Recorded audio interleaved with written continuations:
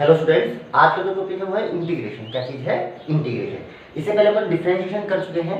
Differentiation पे कुछ छोटे छोटे क्वेश्चन भी किए थे, जितना अपन को फिजिक्स में काम आते हैं इतने ही किए थे ना।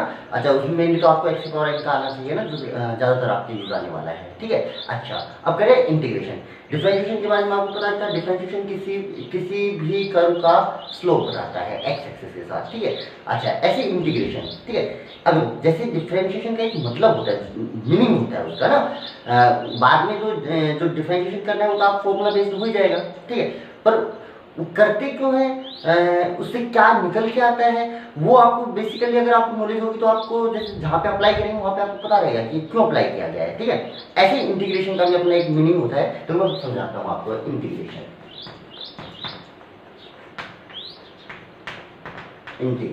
ठीक है। चलिए, मान लीजिए मैं आपसे बोलूं कि ये एक्स एक्सिस है, ये वाई एक्सिस है। ठीक है। यहाँ पे एक मैंने लाइन खींची x इक्वल टू 2 और यहाँ पे एक लाइन खींची, मान लीजिए y इक्वल टू 3। इस पूरी लाइन पे y3 है, इस पूरी लाइन पे। ठीक है। अच्छा जी, अब मैं आपसे पूछूं कि ये एरिया कितना होगा। आप बता सकते हैं लेंथ यहाँ पे x कितना है 2, यानी ये लेंथ 2 होगी, y कितना है 3, तो ये एरिया कितना हो गया 6 हो गया। ठीक है। आप इसका एरिया बता सकते हैं, क्यों? क्योंकि एक ऐसी ज्योमेट्री बनी है जिसका आप एरिया पहले से जानते हैं। आप किन किन चीजों का एरिया जानते हैं? आप सर्किल का जानते हैं, ट्रायंगल का जानते हैं, स्क्वायर का जानते हैं, रेक्टेंगल का जानते हैं, पैरेललोग्राम का जानते हैं ना। तो अगर इनमें से कोई ज्योमेट्री बनती है तो अपन एरिया बहुत इजीली निकाल लेते हैं ना। जैसे इसके जगह मैं आपसे ऐसे बोलता कि देखिए ये मान लीजिए ऐसे कोई शेप बनाता, मैं बोलता कि ये यहाँ पे x0, यहाँ पे x1, यहाँ पे x2 और ये वैल्यू है 5। मैं कहता बताइए बेटा एरिया कितना होगा, तो आप बोलेंगे sir ji half base of the triangle is 2 and the height is 5, then area becomes 5 हो जाएगा। अच्छा जी, अब अगर ऐसी कोई ज्योमेट्री बन रही है तो अपन एरिया इजीली निकाल पा रहे हैं ना। अच्छा, अगर ऐसी ज्योमेट्री ना बनी, मैं कहूं कि मान लीजिए कोई ग्राफ ऐसा है, y और x में ग्राफ बनाया मैंने और वो कुछ ऐसा आया, मान लीजिए ऐसा। ये क्या x, जिसे मान लीजिए x की वैल्यू है x1, इसके ऊपर y y1 है। क्या ये x की वैल्यू x2 है, इसके ऊपर y की वैल्यू y2 है। क्या y x पे डिपेंड कर रहा है? यस सर, x की वैल्यू चेंज कर रहे हो तो y की वैल्यू भी चेंज हो रही है। ओके। अच्छा जी, अब ये कैसे डिपेंड कर रहा है उसका तो ग्राफ दे रखा है जी। अब इस ग्राफ को ना कोई इक्वेशन होगी, y is a function of f, ऐसे मतलब x की कोई फंक्शन जैसे मान लीजिए 3x² + 5x + 1 इन समथिंग, जो भी मतलब रैंडमली कोई इक्वेशन होगी इसकी, और उस पे x की वैल्यू अलग अलग होगी तो ये इस टाइप से चेंज होगा। ठीक है। अच्छा, अब मैं आपको बोलूं कि आप एरिया बताओ under the curve between x1 to x2, यहां तक कितना एरिया होगा। तो अब जो आपको एरिया निकालना है, ये एरिया कोई सिर्फ ना रेक्टेंगल बन रहा है ना ट्रायंगल बन रहा है, ऐसे कोई शेप तो बन नहीं रही रेगुलर। अब ये एरिया कैसे निकालें? ठीक है। अब ये एरिया निकालने के लिए एक छोटी सी टेक्निक लगाई गई। उन्होंने बोला कि देखो मैं एरिया क्यों नहीं निकाल पा रहा, क्योंकि ये लाइन है ये स्ट्रेट नहीं है। अगर स्ट्रेट लाइन होती तो या तो ये क्या बनता आपका, जैसे हॉरिजॉन्टल होती तो स्क्वायर या रेक्टेंगल बनता, वरना कोई क्वाड्रिलेटरल बन जाता ना, एरिया निकाला जा सकता था। मतलब अभी इस लाइन की कर्वेचर की वजह से मैं एरिया नहीं निकाल पा रहा, तो मैंने एक चीज सोची कि यहां से मान लो x दूरी पे जाके, यहां पे मान लीजिए ये इस x पे यहाँ पे y की वैल्यू y आ रही है। अब इस x से इतनी पास लाइन खींची मैंने, इतनी पास, ठीक है, हल्का सा चेंज किया, इतना सा चेंज, ये वैल्यू है x और यहाँ पे वैल्यू है x + dx, यानी x में हल्का सा चेंज किया अपन, है ना। अच्छा, क्या x के चेंज होते ही y चेंज हुआ होगा? हाँ सर, हल्का सा तो चेंज हुआ होगा, पर ये जो मैंने चेंज लिया है x में, ये x है, ये x + dx, यानी dx इतना छोटा सा चेंज लिया है ना। जैसे मतलब बाल जितनी थिकनेस का ना, इतना छोटा चेंज लिया है कि इसके लिए मैं y क्या मान सकता हूँ कांस्टेंट, क्योंकि x में इतना ज्यादा चेंज नहीं हुआ है। देखो अगर मैं यहाँ पे एक लाइन हुई यहाँ पे, तो y तो बिल्कुल चेंज हो रहा है, पर ये दोनों लाइन एकदम पास पास ही हैं। अगर मैं इसको आप स्ट्रेट लाइन मान सकते हैं, यानी इस अगर स्ट्रिप को मैं अलग से बनाऊं तो इस स्ट्रिप को आप ऐसा मान सकते हैं, हालांकि ये स्ट्रिप ये बहुत पतला है, ये इस टाइप की स्ट्रिप होगी, थोड़ा सा ये कर्वेचर आएगा इसके अंदर है ना, पर इस एरिया के कंपेरिजन में इस एरिया को आप नेग्लिजिबल मान सकते हैं, क्योंकि दोनों लाइन बहुत पास पास है। ध्यान दीजिए, बहुत पास पास है, वो आपको समझाने के लिए दूर दूर बनाई गई है ना। यानी अगर मैं सिर्फ इस स्ट्रिप की बात करूं तो इस स्ट्रिप के लिए वाई को, क्योंकि मैं ये वाला वाई ही मान लूंगा जो ये टेढ़ा हो रहा है, ये इस एरिया को छोड़ दूंगा तो कोई खास एरर आने वाली नहीं है। और इतने स्मॉल एलिमेंट के लिए आपने उसको स्ट्रेट लाइन मान लिया, यानी ये वैल्यू आपने वाई मान ली, तो इस स्ट्रिप की जो थिकनेस होगी वो कितनी होगी, dx। भाई x से चालू है स्ट्रिप और x प्लस dx पे खत्म है। तो इस छोटी सी स्ट्रिप का एरिया मैं बोलूं तो क्या मैं y dx लिख सकता हूं, हाइट लिख सकते हैं y इंटू dx। ये किसका एरिया है, इस छोटी सी स्ट्रिप का। अच्छा, अगर मैं इस पूरे एरिया को ऐसे छोटे छोटे स्ट्रिप में डिवाइड कर दूं तो देखो ऐसी कितनी स्ट्रिप्स बन सकती हैं, इनफाइनाइट बनेंगी, क्योंकि the separation between this two lines tends to 0, ये बहुत एकदम पास पास है। तो यहां से लेके यहां तक ऐसे कितने स्ट्रिप बन जाएंगे, इनफाइनाइट। अगर मैं हर स्ट्रिप का एरिया निकाल लूं और सारे एरिया को जोड़ दूं, यहां से लेके यहां तक के सारे एरिया को जोड़ दूं, तो क्या एरिया अंडर द कर्व आ जाएगा, यस सर। पर ये काम थोड़ा सा मुश्किल है ना, अब हम करेंगे कैसे, बार बार अलग अलग स्ट्रिप बनाएंगे फिर एरिया निकालेंगे, फिर और ऐसे भी इनफाइनाइट बनने वाली कब तक निकालोगे ना। तो इसके लिए एक मेथड बताया गया, ठीक है। अच्छा, तो ये पहले देखिए जो छोटा सा एरिया बना है स्ट्रिप का, ये बना y dx, कितना बना y dx, और टोटल एरिया क्या होगा, ऐसे सभी स्ट्रिप के ऐसे एरिया निकालो और सबको जोड़ लो। उसके लिए काम आया इंटीग्रेशन, यहाँ पे साइन लगा दिया गया ये। इसका मतलब है ऐसी जितनी भी, ये क्या है, एक स्ट्रिप का एरिया, ऐसी जितनी भी स्ट्रिप बनेंगी सभी का एरिया निकाल के या अपने आप जोड़ देगा। ये सिंबल होता है इंटीग्रेशन का। इंटीग्रेशन का मतलब होता है एडिशन, ये जोड़ेगा। इसको जो चीज आप दे दोगे, जैसे मान लो y इंटू dx का प्रोडक्ट दे दिया, तो ये y इंटू dx का प्रोडक्ट कर करके अपने आप जोड़ता जाएगा। दूसरी वाले को, सर जो ये स्ट्रिप बनेगी तो यहाँ तो y की वैल्यू लगाएगी, यहाँ पे y की वैल्यू लगाएगी, यस।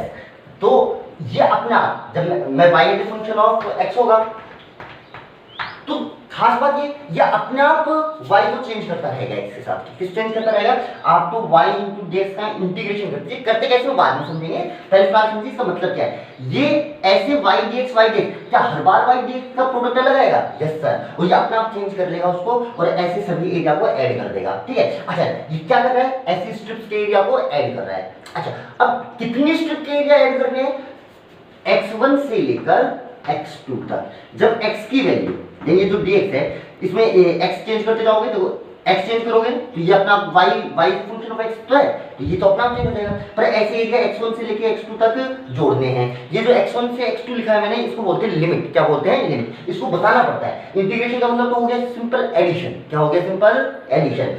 और यहाँ पे लिमिट लगा दी तो ये इसको ये पता चलेगा कि यहां से लेके यहां तक ऐड करना है, ठीक है। अच्छा, अगर ये लिमिट लगी होती है तो इसको बोलते हैं डेफिनेट इंटीग्रेशन। क्या बोलते हैं, डेफिनेट, यानी इसकी फिक्स वैल्यू आने वाली है। अगर मैं लिमिट नहीं लगाऊंगा तो उसको बोलते हैं इनडेफिनेट इंटीग्रेशन, क्योंकि लिमिट नहीं लगाई तो मैंने इसको बोल तो दिया जोड़ दो, पर इसको बताया नहीं कहां से कहां तक जोड़ना है ना, तो जोड़ता जाएगा, ठीक है। तो कोई एक फिक्स वैल्यू नहीं आ सकती, तो उसको क्या बोलते हैं, इनडेफिनेट इंटीग्रेशन। क्या बोलते हैं, इनडेफिनेट इंटीग्रेशन। अच्छा, अब मान लो इंटीग्रेट अपन ने कर लिया और ये आ गया f1x, भाई y की वैल्यू रख दी मैंने fx, और इंटीग्रेशन के बाद कोई नया फंक्शन आ गया f1x, उसके ऊपर लिमिट, वो अपन इंटीग्रेशन करेंगे तो अपने आप आ जाएगा आपको, है ना। लिमिट को ऐसा लिखा जाता है, ये लोअर लिमिट अपर लिमिट। तो जो भी इंटीग्रेशन के बाद आया है उसके अंदर जहां जहां x आया है उसको आप उसकी जगह रख दो x2 और माइनस उसी फंक्शन में x1, यानी पहले अपर लिमिट रख दो माइनस करके उसी फंक्शन में लोअर लिमिट रख दो, तो ऐसे फाइनली इंटीग्रेट कर लिया जाता है। तो इंटीग्रेशन का मतलब आप क्या समझे, इंटीग्रेशन का मतलब होता है एक तरीके से एडिशन। ये उन चीजों का फटाफट से ऐड कर देता है जो बहुत स्मॉल गैप पे चेंज हो रही हो ना, मतलब कि वेरिएशन, मतलब एडिशन आपको क्वांटिटीज को करना है वो बहुत हल्का हल्का, जैसे एरिया इस स्ट्रिप के जस्ट पास वाली स्ट्रिप का एरिया बहुत लगभग इसके बराबर ही होगा, इसके जस्ट पास वाली स्ट्रिप का ना। तो देखो एरिया बहुत धीरे धीरे वेरी कर रहा है हर स्ट्रिप के लिए, पर ये क्या करेगा, जो ऐसे वेरिएशन चल रहा होगी, जो बहुत स्मॉल वेरिएशन चल रहे हो, तो जो बहुत स्मॉल वेरिएशन चल रहे हो तो ये उन सभी को क्या कर सकता है, ऐड कर सकता है। इंटीग्रेशन का काम क्या है, ऐड करना। अच्छा, इससे आप क्या निकाल सकते हो, एरिया अंडर द कर्व, क्या निकाल सकते हो, एरिया अंडर द कर्व। तो जो मैथ के बच्चे होंगे वो तो आपके टॉपिक पे आएगा इंटीग्रेशन के अंदर, area under the curve, area bounded between the graphs, अलग अलग तरीके के पैराबोला वगैरह देगा, कहीं यहाँ से यहाँ तक का एरिया बताओ, तो आप कहाँ से निकालोगे, इंटीग्रेशन से। अच्छा, अब देखो वाई डी एक्स क्या है, तो मेरे पास कौन सा एरिया आया है, ये वाला, ठीक है। अच्छा, अगर मैं कहता कि यहां से लेके यहां तक का एरिया बताओ, ये वाला एरिया बताओ, यहाँ पे वो x2 x1 ये x2 ये वाला एरिया पूछता, तो आप स्ट्रिप बनाते ऐसे, देखो ऐसे, ठीक है। अब स्ट्रिप की विड्थ लेते, ये y की दो वैल्यू होती है, y और y प्लस dy, तो इसकी थिकनेस आती है dy और इसकी लेंथ लेते आप x, तो x dy। अगर x dy का इंटीग्रेशन कर दूंगा तो मुझे क्या मिल जाएगा, एरिया जो y एक्सिस की तरफ है, और y डिक्स करूंगा तो जो x एक्सिस के साथ बाउंडेड एरिया है वो मिल जाएगा, ठीक है जी। चलिए जी, और देखिए इंटीग्रेशन के बारे में।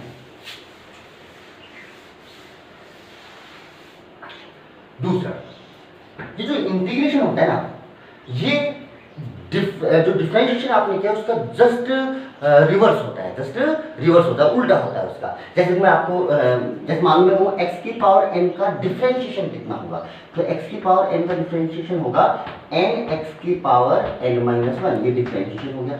तो इस टर्म का इंटीग्रेशन ये वाला होगा। अच्छा, ऐसा इसलिए बता रहे हैं क्योंकि आप डिफरेंशिएशन सीख चुके हैं, है ना, आपको काफी सारी चीजें पता है कि इसका डिफरेंशिएशन ये होगा, तो आपको पता है कि आप इसका इंटीग्रेशन ये वाला होने वाला है, बात समझ में। अच्छा, फिर भी बार बार ऐसा रिकॉल करके और फिर ऐसा लगाना अप्लाई करना थोड़ा सा टफ हो जाता है ना, इसलिए कुछ फॉर्मूले ही बना दिए। जब जैसे मान लीजिए, चलो मैं आपको फॉर्मूले ही लिखा देता हूँ डायरेक्टली, जैसे कि और इंटीग्रेशन में जो फॉर्मूले काम आते हैं ना, पहला इंटीग्रेशन x की पावर n का करना है, x के रेस्पेक्ट में। देखिए y की वैल्यू देखो, y की फंक्शन ऑफ x था ना, तो जैसे मान लीजिए y की वैल्यू दे दी x की पावर n, तो यहाँ पे y की वैल्यू y dx है ना, y की वैल्यू रख दिया ना यहाँ पे x की पावर n, तो इसका इंटीग्रेशन होगा x की power n plus 1 upon n plus 1, ठीक है। देखो x की पावर n प्लस 1, देखो डिफरेंशिएशन पावर घट जाती थी, ये वापस एक पावर को बढ़ा देगा, ठीक है, उसमें मल्टीप्लाई हो जाता था, इसमें डिवाइड हो जाएगा, ठीक है। क्योंकि ये इंटीग्रेशन में मैंने लिमिट नहीं लगाई है, अगर लिमिट नहीं लगाओ तो इनडेफिनिट इंटीग्रेशन है, इसकी कोई फिक्स वैल्यू नहीं आएगी, इसके बगल में मुझे प्लस कांस्टेंट लगा के छोड़ना पड़ेगा। इस कांस्टेंट की वैल्यू कुछ भी हो सकती है ना, तो अपन इसको प्लस सी करके छोड़ देंगे, क्योंकि इसकी फिक्स वैल्यू तो हो नहीं सकती, ये तो एडिशन कर रहा है, पर पता ही नहीं कहां से कहां तक करना है ना, लिमिट नहीं है। लिमिट होती तो यहाँ पे लिमिट लग जाती, सी हट जाता। अब उल्टा करके देखो, अब इसको डिफरेंशिएट करके देखोगे, मान लो इसको टर्म को मैं डिफरेंशिएट करूँ, देखो तो देखो सबसे पहले देखो 1 अपॉन n प्लस 1, ये तो कांस्टेंट ही है, इंटू x की पावर n प्लस 1 का कितना होगा, पावर सामने आ जाती है और पावर एक कम भी हो जाती है, तो n प्लस 1 है तो n हो गया, ये तो हो गया इस टर्म का, और कांस्टेंट का डिफरेंशिएशन कितना होता है 0, देखो ये इससे कट गया, आगे x की पावर n, यानी देखो इसका डिफरेंशिएशन किया तो x की पावर n आया, तो इसका इंटीग्रेशन करूंगा तो इतना आएगा, है ना। और जो कांस्टेंट की वैल्यू चाहे कुछ भी हो, कांस्टेंट से कोई फर्क पड़ने वाला नहीं है, है ना, इसलिए प्लस सी करके छोड़ दिया जाता है ना, पहला फॉर्मूला, ठीक है। अच्छा जी, और देखिए दूसरा, ठीक है, अगर कोई कांस्टेंट हो इनटू dx, आपको इंटीग्रेशन करना हो तो भाई कांस्टेंट मल्टीप्लाई में कांस्टेंट को सीधा बाहर निकाल लो, अंदर से बचेगा dx का इंटीग्रेशन। dx का मतलब x के साथ मल्टीप्लाई मान लो 1 और 1 को लिख लो x की पावर 0, तो आप करोगे तो कितना हो जाएगा x, कितना हो जाएगा x, पावर 1 बढ़ाओगे ना तो 0 प्लस 1 कितना हो गया 1, और नीचे 0 प्लस 1 कितना हो गया 1, तो कितना हो जाएगा भाई आपका x हो जाएगा ना। और वैसे देखो dx का इंटीग्रेशन का क्या मतलब हुआ, जैसे मान लो ये अभी मैंने आपको समझाया था, अगर आप वैसे भी समझो तो देखो ये छोटी सी ये स्ट्रिप थी, ये dx की थी, अगर मैं ऐसे dx का इंटीग्रेशन का मतलब ऐसे dx जितने भी स्ट्रिप बन गए सबके dx जोड़ता जाऊंगा तो पूरी स्ट्रिप की लेंथ बन जाएगी, तो पूरा x लेंथ बन जाएगी, तो dx का इंटीग्रेशन कितना होता है x, ओके। जैसे मैं कहूँ dA का इंटीग्रेशन, यानी छोटे छोटे एरिया जोड़ोगे तो क्या कंप्लीट एरिया बन जाएगा, यस सर। ऐसे dx का इंटीग्रेशन कितना होता है x होता है, ठीक। अच्छा चलिए एक चीज और, ये जो फॉर्मूला है ना ये वैलिड सिर्फ तब तक है कि n की वैल्यू -1 नहीं होनी चाहिए। अगर -1 रख दोगे तो देखो नीचे कितना हो जाएगा, 0 पे कितना आ जाएगा, इन्फिनिटी। यानी ये n की सभी वैल्यूज के लिए वैलिड है, पर n की वैल्यू -1 नहीं होनी चाहिए। अच्छा फिर -1 होगी तो कैसे इंटीग्रेशन होगा, देखिए भाई, तो अगर -1 हो गई n की वैल्यू, तो n की वैल्यू -1 का मतलब 1/x हो गया dx। अब इंटीग्रेट करोगे भैया कितना, जब याद करो 1/x किसका डिफरेंशिएशन होता था, log x का, तो यहाँ पे कितना हो जाएगा, क्योंकि इसका डिफरेंशिएशन इतना होता था, इसका इंटीग्रेशन कितना हो जाएगा, इतना हो जाएगा। ठीक है, अच्छा जी, और देखिए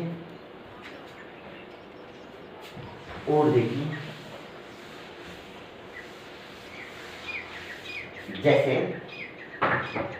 e की पावर x, भाई e की पावर x का डिफरेंशिएशन कितना होता था, e रेज़ टू x, तो e की पावर x का इंटीग्रेशन भी कितना होगा, e raise to x plus 3। याद रह जाएगा फॉर्मूला, है ना। तीसरा चौथा नंबर का होगा नहीं, फोर्थ नंबर। ठीक है, fifth number a power x dx, इसका कितना होता है, a की power x upon log a plus constant. ठीक है, इसका हो जाएगा। ठीक है, अच्छा जी, और देखिए सिक्स्थ नंबर फॉर्मूला।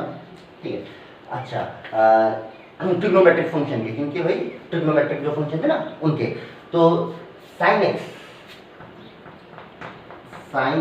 dx का इंटीग्रेशन, sin x dx का इंटीग्रेशन, तो इसका कितना हो जाएगा, -cos x। हाँ जी, तो ये cos x को डिफरेंशिएट करोगे तो -sin x आएगा, वो जो माइनस आएगा और ये माइनस प्लस हो जाएगा, तब जाके प्लस x आएगा ना।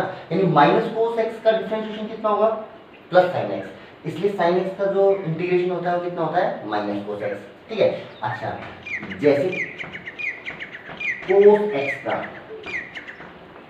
ये होगा प्लस का sin x, क्या होगा, प्लस का sin x।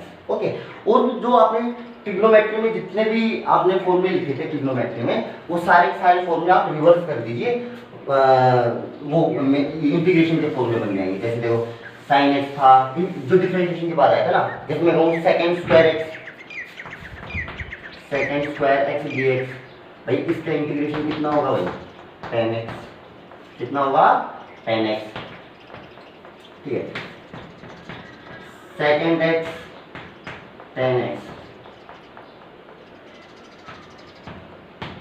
ठीक है, इसका कितना होगा, ठीक है। ऐसे वो जितने भी फॉर्मूले हैं उनको आप रेसिप्रोकल कर लीजिए, ये सारे फॉर्मूले तैयार हो जाएंगे। ठीक है, अच्छा फॉर्मूला वाइज तो आपको फिजिक्स के हिसाब से इतने भी फॉर्मूले आप याद रखोगे तो फॉर्मूला वाइज तो आपको कोई दिक्कत नहीं आने वाली इंटीग्रेशन में ना। अच्छा मैं तो आपको इंटीग्रेशन का मीनिंग समझ रहे हैं, इंटीग्रेशन करता क्या है, एडिशन करता है। इंटीग्रेशन करता क्या है, एडिशन करता है। अच्छा दूसरा, इससे मैं एरिया अंडर ग्राफ भी निकाल सकता हूँ, और ये कुछ मतलब कि जो बहुत स्मॉल वैल्यू होके जो अगर आपको क्वांटिटीज ऐड करनी है तो उसके अंदर ये काम आएगा ना। अच्छा जी चलिए, अच्छा अब इंटीग्रेशन करते हैं ना, जैसे कि मान लीजिए मैंने आपको बोला कि इंटीग्रेशन जैसे कि 1/x+2 का इंटीग्रेट कीजिए x के रेस्पेक्ट में। ठीक है, अब आप किसका इंटीग्रेशन जानते हैं, सर जी हम तो किसका जानते हैं, हम तो जानते हैं 1/x का। अब ये 1/x+2 है, 1/x+2 है, 2 भी नहीं चाहिए, है ना। हालांकि इसमें कोई दिक्कत आने वाली नहीं है, इसका आप इंटीग्रेट करोगे तो इसको लिखोगे ln x+2 प्लस कांस्टेंट, होने वाला यही है। पर आप इसके पीछे थोड़ा सा बेसिक समझिए। देखिए जैसे कि मान लीजिए जब x के रेस्पेक्ट में कर रहा हूँ और यहाँ एग्जैक्ट वो फॉर्मेट नहीं आ रहा जो फॉर्मेट आपने फॉर्मूले में लिखा है, जैसे यहाँ +2 आ रहा है, एक्स्ट्रा आ रहा है ना। अच्छा तो आप क्या कीजिए, इस नीचे वाली टर्म को एक नई टर्म मान लीजिए, जैसे x+2 को मान लीजिए कि मान लीजिए ये वैल्यू t है। अब दोनों तरफ डिफरेंशिएट कर दीजिए, देखो इधर डिफरेंशिएट करोगे कितना आएगा dx, और कांस्टेंट का तो कितना हो जाएगा 0, और t का कितना हो गया dt, है ना। सर जी किसके रिस्पेक्ट में किया है, किसी सेम फंक्शन, जैसे मान लो मैंने y के रिस्पेक्ट में किया तो नीचे इधर भी dy आएगा और इधर भी dy आएगा, तो dy से dy क्या हो गया कैंसिल। अच्छा अब ये दोनों वैल्यू पर पुट कर दो, देखो 1/x+2 की जगह तुम रखोगे t, तो dx की जगह कितना रखना पड़ेगा dt, क्या अब आप जान चुके हैं? अब ये तो वही फॉर्मेट हो गया ना एग्जैक्ट, तो इसको कितना लिखोगे, log t प्लस सी। अब t की वैल्यू वापस रख दीजिए x प्लस प्लस, है ना। ये पूरा प्रोसीजर तो ये है ना। ये जो मैंने इसकी जगह ये रखा, इसको उस फॉर्मेट में कन्वर्ट करने के लिए जिसका इंटीग्रेशन मैं जानता था, है ना। तो जो मैंने इसकी जगह ये रखा, इसको बोलते हैं मेथड ऑफ सब्स्टिट्यूशन। कई बार जो इंटीग्रेशन करना होता है वो उस फॉर्मेट में नहीं होता है जिस फॉर्मेट में अपन को इंटीग्रेशन मतलब जिस फॉर्मेट में अपन इंटीग्रेशन जानते हैं। तो उसमें कई बार ऐसा होता है कि किसी वैल्यू से दूसरी वैल्यू अगर अपन पुट करते हैं, सब्स्टिट्यूट करते हैं, तो वो इंटीग्रेशन उस फॉर्मेट में कन्वर्ट हो जाता है जो अपन फॉर्मूले में लिखा हुआ है, जिनका इंटीग्रेशन अपन जानते हैं। तो ऐसी इस टाइप से जो कोई एक चीज को किसी दूसरी चीज से रिप्लेस या सब्स्टिट्यूट करने पे अगर इंटीग्रेशन हो पा रहा है तो इसको बोलते हैं इंटीग्रेशन बाय सब्स्टिट्यूशन। देखो अभी इसको मैं दोबारा समझाता हूँ। आप सोचोगे सर इसको डायरेक्ट ऐसा लिख लेते ना, है ना, कोई पर्टिकुलर केस में हो रहा है। देखो जैसे मान लीजिए मैं यहाँ पे लिख लेता और यहाँ पे लिख लूँ मान लो, तो देखो यहाँ पे अब आप इसका इंटीग्रेशन ऐसा लिख सकते हैं 2x प्लस 1। अब इतना नहीं होगा। देखो अगर मैं लिखता 1 बाई 2x प्लस 1, तो सर ये 1 बाई x वाला फॉर्मूला लगा तो ये कितना हो गया, तो सीधा ln 2x प्लस 1, ये x है। अब इतना नहीं होगा भाई, है ना। अब जो पूरा मेथड फॉलो करो आप, कितना जी आपको 2x प्लस 1 की जगह कितना है, तो t, तो ये तो 1 बाई t हो जाएगा ना। अच्छा इधर करोगे तो देखो कांस्टेंट के साथ आएगा, तो dx की वैल्यू आएगी dt बाई 2। कितनी आएगी, dt बाई 2। अच्छा तो यहाँ पे dt बाई 2 लिखोगे तो 1 बाई 2 यहाँ पे आ जाएगा। देखो dt बाई 2 लिखोगे ना, 2 बाहर आ गया, तो भाई यहाँ पे भी कितना रहेगा, 1 बाई 2 रहेगा। और यहाँ पे t की वैल्यू कितनी हो जाएगी, 2x प्लस 1, और यहाँ पे कितना आएगा 1 बाई 2। बस समझ भाई। अब ऐसा तो ये 1 बाई 2 भी आने वाला है। अच्छा जी आप और समझिए इसको थोड़ा सा। अब इसको शॉर्ट कर देना देखो तरीका, अगर आप x किसी कांस्टेंट से मल्टीप्लाई होता है, x किससे मल्टीप्लाई होता है, किसी कांस्टेंट से, तो उसी कांस्टेंट का डिवाइड हो जाता है। देखो जैसे इसको 1 बाई x की तरह लिख लो इतना, इंटू x किससे मल्टीप्लाई है 2 से, तो यहाँ पे 2 का डिवाइड हो जाता है। ये फास्ट इंटीग्रेशन करने के लिए आप इसको याद रख सकते हैं। या तो मुझे डायरेक्ट पता था, पहले ही पता था कि 1 बाई 2 आने वाला है। जैसे देखो फॉर एग्जाम्पल, जैसे कि मान लो मैं आपको बोलूँ कि y is equal to 3x square plus 2x plus 5। भाई इसको इंटीग्रेट करना है, ठीक है, मुझे इंटीग्रेट करना है, यानी मुझे निकालना है y dx, x की वैल्यू 1 से लेके 2 तक निकालना है, ठीक है, ये मुझसे पूछा गया है। तो भाई सबसे पहले तो y की वैल्यू रख दो, तो y की वैल्यू रखोगे तो इंटीग्रेशन 1 to 2, y की वैल्यू कितनी हो जाएगी 3x square plus 2x plus 5 into dx, ठीक है। अच्छा जी एडिशन सब्ट्रैक्शन का वही रूल है, ऐड है तो इसको अलग से इंटीग्रेट कीजिए, इसको अलग से कीजिए, इसको अलग से इंटीग्रेट कीजिए, और जो साइन बीच में वो साइन लगा दीजिए ना। हाँ मल्टीप्लिकेशन और डिवीजन में अलग रूल है ना, वो आपको थोड़ी देर बाद बताएंगे ना। अच्छा जी अब देखिए, अब आप इसको इंटीग्रेट करना है। चलिए भाई सबसे पहले आ जाइए यहाँ पे, इसको करोगे सबसे पहले बताया भाई कांस्टेंट है तो कांस्टेंट तो बाहर आ जाता है।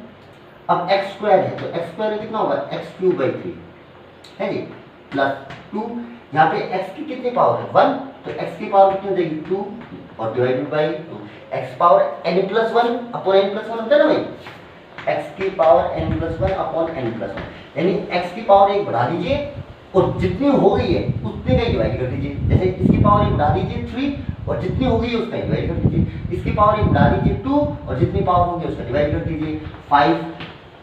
यहाँ पे x की कितनी पावर है 0, तो पावर 1 बढ़ा दीजिए कितनी होगी 1 और डिवाइड में भी 1। भाई ये 3 से 3 कैंसिल हो गया, 2 से 2 कैंसिल हो गया, यहाँ पे लिमिट क्यों की रखिए 1 to 2। तो जो इंटीग्रेशन होगा अब आपका जो ये आया है x cube plus x square plus 5x, क्या एक x का फंक्शन आ गया, यस सर। अब इसमें अपर लिमिट रखिए, अपर लिमिट रखने का मतलब जो फंक्शन में जहां जहां x आ रहा है, x के रिस्पेक्ट में कहते हैं ना आपने इंटीग्रेशन, तो जहां जहां x आ रहा है वहां पे रख दीजिए पहले अपर लिमिट 2, तो 2 रखोगे तो यहाँ पे आएगा भाई 2 का क्यूब प्लस 2 स्क्वायर प्लस 10 रख दिया, फिर लगाइए माइनस का साइन, फिर रखिए लोअर लिमिट, है ना जी। कौन सी लिमिट रखेंगे लोअर लिमिट। अच्छा लोअर लिमिट जब रखेंगे तो देखो 1 का क्यूब प्लस 1 का स्क्वायर प्लस का 5, ठीक है। अगर फिक्स वैल्यू तो लिमिट दे रखी है तो फिक्स वैल्यू आएगी आपकी, है जी। चलिए जी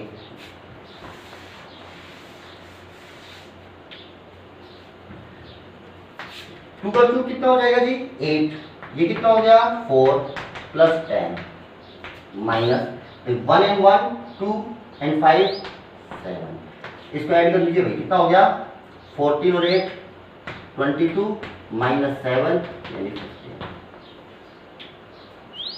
क्या कर पा रहे हैं आप इंटीग्रेशन? ओके देखिए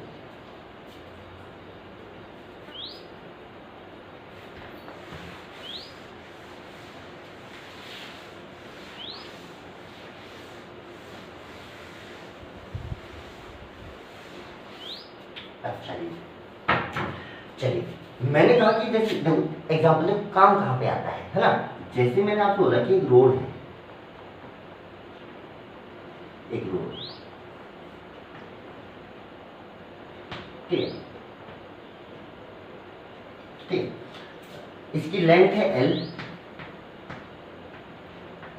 ठीक। अच्छा लीनियर मास डेंसिटी देखो, लीनियर मास डेंसिटी होती है मास पर यूनिट लेंथ, क्या होता है मास पर यूनिट लेंथ, इसको लिखते हैं लेंथ ठीक है। मास पर यूनिट लेंथ यानी यूनिट लेंथ आप कहीं से नहीं, जैसे मान लो यहाँ से मैं कितनी लूँगी इसमें यूनिट लेंथ काट लूँ और उस यूनिट लेंथ का मास देखूँ तो वो लेमडा आ रहा है, क्या आ रहा है भाई लेमडा। अब मैंने कहा कि इसका मास है भाई, जो लीनियर मास डेंसिटी है वो लेमडा है, इस सिंबल को बोलते हैं लेमडा है ना। अच्छा लेमडा ठीक है। अच्छा अब इसकी वैल्यू लेमडा और ये कांस्टेंट दे रखी है, क्या दे रखी है फिक्स है। अच्छा अब अगर ये कांस्टेंट है तो आप एक चीज देखिए, अगर मैं इस रोड में चाहे यहाँ से कट कर लूँ चाहे यहाँ से कट कर लूँ यूनिट लाइन, चाहे इधर से कट करूँ चाहे इधर से कट करूँ, तो लीनियर मास डेंसिटी कांस्टेंट आ रही है। कांस्टेंट का मतलब पूरी रोड में कहीं से भी आप यूनिट लाइन कट कर लीजिए उसका मास कितना आने वाला है भाई लेमडा ही आने वाला है ठीक है। अब मैं पूछ पूरी रोड का मास कितना होगा ठीक है, तो एक तरीके यूनिट लाइन का मास लेमडा, तो एल लेंथ का मास इंटू एल, तो मास की वैल्यू होगी lambda into L, lambda into L ठीक है। या आप इंटीग्रेशन से समझिए, देखो इंटीग्रेशन से कैसे करेंगे, देखो मान लीजिए आप यहाँ पे छोटा सा एलिमेंट ले लीजिए बहुत पतला डीएल लेंथ का, कितनी लेंथ का डीएल लेंथ का, या ऐसा मान लीजिए यहाँ से एक्स पर जाकर छोटा सा एलिमेंट ले लीजिए डीएक्स ठीक है। इस छोटे से एलिमेंट का जो छोटा सा मास होगा वो कितना होगा भाई लेमडा इंटू डीएक्स, भाई यूनिट लेंथ का मास कितना लेमडा, तो डीएक्स लेंथ का मास कितना लेमडा इंटू डीएक्स। चलिए ऐसा तो कर रहे हैं, ऐसा हो गया ना, हाँ ये हो गया सिंपल था इसलिए हो गया ना। बाकी जब ऐसा नहीं होगा उस टाइम अपन प्रोसीजर के यूज करना पड़ेगा ना। अब देखो मैं दूसरा क्वेश्चन कराऊंगा उसमें आप देखना, आप पहले प्रोसीजर सीखिए, इससे तो अपन रिजल्ट वेरीफाई करेंगे, भाई इसका सिंपल रिजल्ट भी लिख सकते थे अपन, और अभी इंटीग्रेशन के बाद लिखेंगे तो वेरीफाई हो जाएगा कि इंटीग्रेशन उतना ही निकालता है नहीं निकालता। अच्छा ये किसका मास आया इस छोटे से एलिमेंट का, मुझे पूरी रोड का मास कितना है। अच्छा पूरी रोड का मास निकालने तो ऐसे डीएम डीएम सारे जोड़ दूं, in total mass will be DM का इंटीग्रेशन, डीएम की वैल्यू कितनी लेमडा डीएक्स। अच्छा एक्स की वैल्यू कहां से कहां तक, इसको ऐसे छोटे छोटे एलिमेंट के मास जोड़ दें, कहां से कहां तक भाई पहला एलिमेंट जब चालू होगा जब एक्स की वैल्यू 0 होगी, आपने इधर से एक्स माना है ना, तो जब एक्स की वैल्यू 0 होगी तो पहला एलिमेंट चालू, और जब एक्स की वैल्यू एल हो जाएगी, कितनी हो जाएगी एल, वहां तक ऐसे एलिमेंट जोड़ लें। तो ये तो इंटीग्रेशन, ये तो जोड़ने का काम करेगा। इसको तो अपन बताएंगे भाई यहाँ से यहाँ तक रोड है तो यहाँ से यहाँ तक ही जोड़, तब ये इसको यहाँ से लेके यहाँ तक ही जोड़ेगा है ना, इसको नहीं बताएंगे तो जोड़ तो चला जाएगा है ना, तो फिर इंडेफिनिट इंटीग्रेशन हो जाएगा।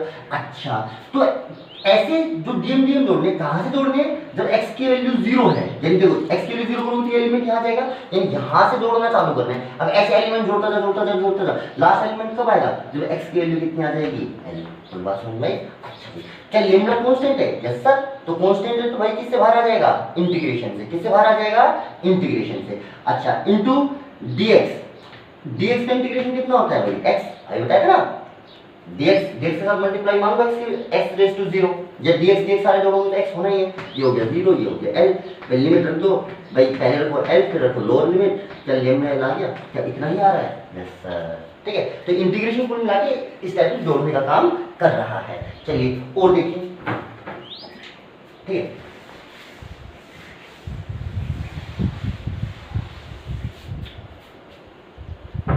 ठीक अब देखिए